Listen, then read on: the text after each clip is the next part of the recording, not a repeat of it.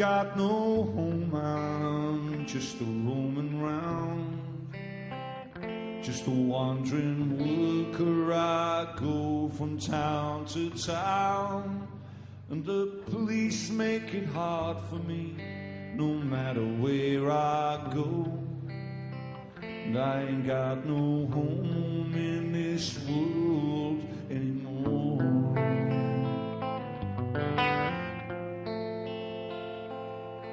No, I ain't got no home in this world anymore.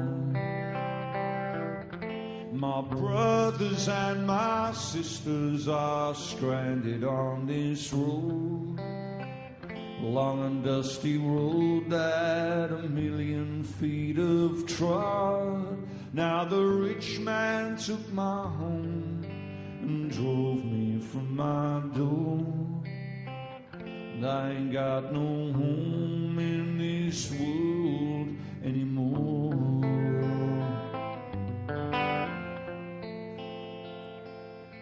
No, I ain't got no home in this world anymore.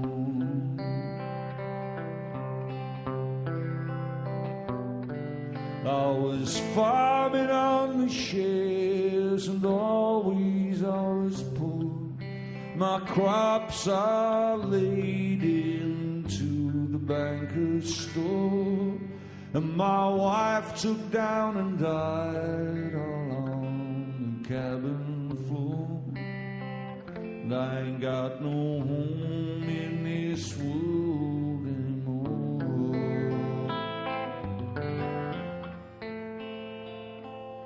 No, I ain't got no home in this world anymore. I'm minding your minds and I gathered in your corn. I've been working, mister, since the day that I was born. Now I worry all the time like I never did before. And I ain't got no home in this world anymore.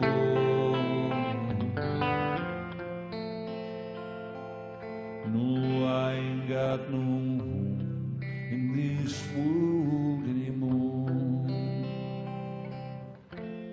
And as I look around, it's mighty plain to see this world is such a strange and a funny place to be, where the gambling man is rich while the working man is poor. And I ain't got no home in this world anymore.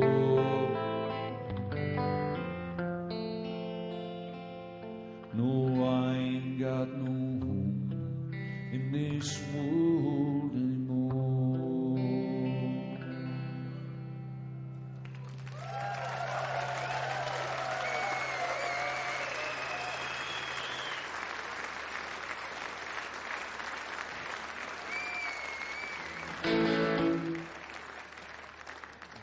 One of the great things about the internet is now I can listen to the radio from England no matter where I am in the world. You know, last thing at night, I can tune in to the BBC and hear the football results and stuff like that in my hotel room. And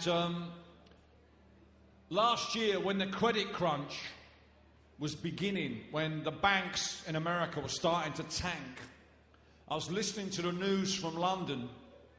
I was at my hotel. Before the show, I have a cleansing ritual where I take the things from the day and I cast them out and I find a moment of stillness. It's a ritual that I call shit, shave and shower.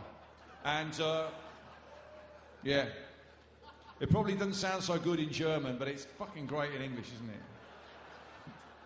It's probably got another 10 syllables, hasn't it, in German, but shit, shave and shower. And I was listening to the news from London and I heard George Bush, who was still then the President of the United States, and he said that the leaders of the G8 countries must come together in the face of the crisis to save democratic capitalism. Exactly, sir. What the fuck? These words hit me like a bolt of lightning. And there are some words that must never go together. They just never go together. Military intelligence. No.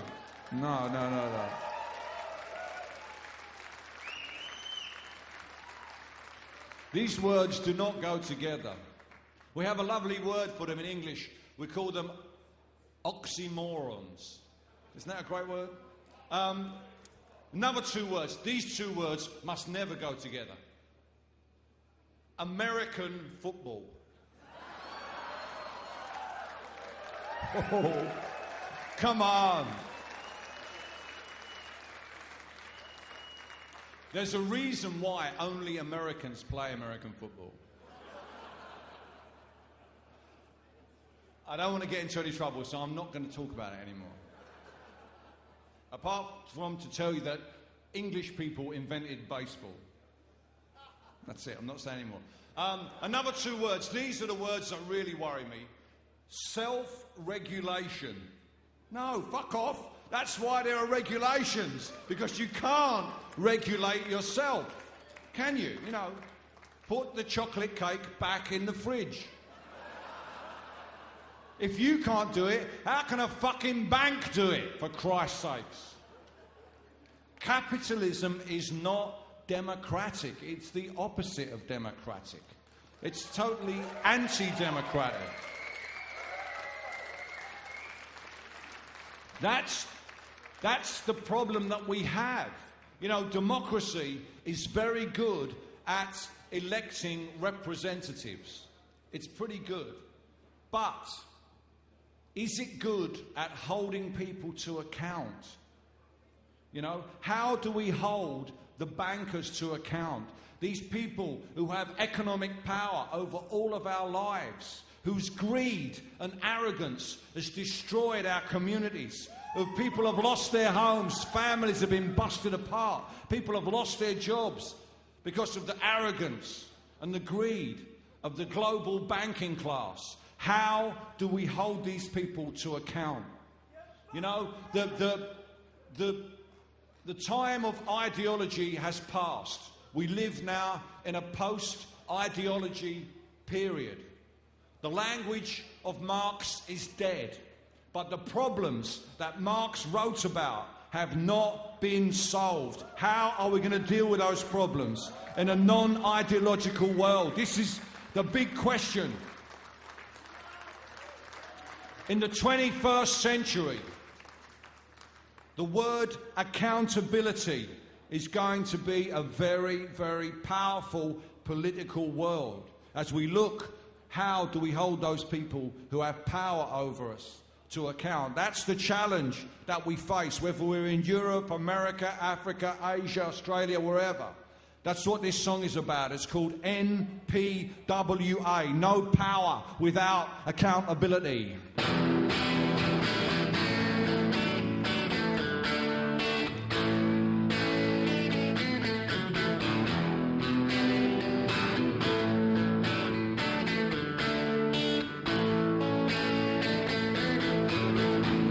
I grew up in a company town. I worked real hard till that company closed down.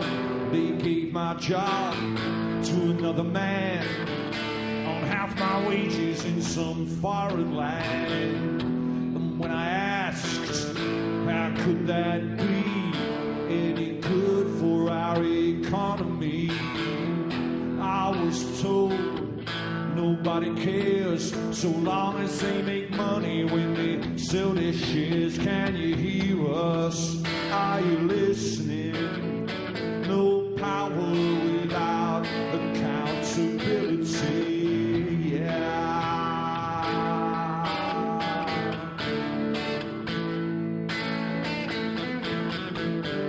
I lost my job, my car and my house. When 10,000 miles away, some guy clicked on a mouse.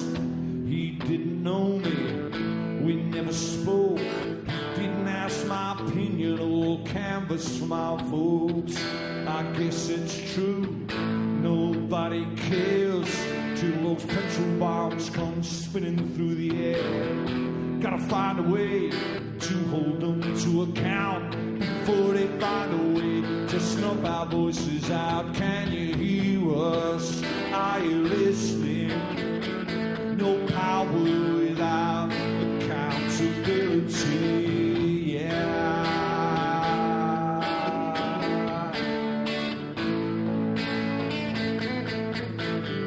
The ballot box is no guarantee that we achieve democracy. Our leaders claimed their victory when only half the people had spoken. There is no job security in this global economy. Our borders closed to refugees, but our markets forced open.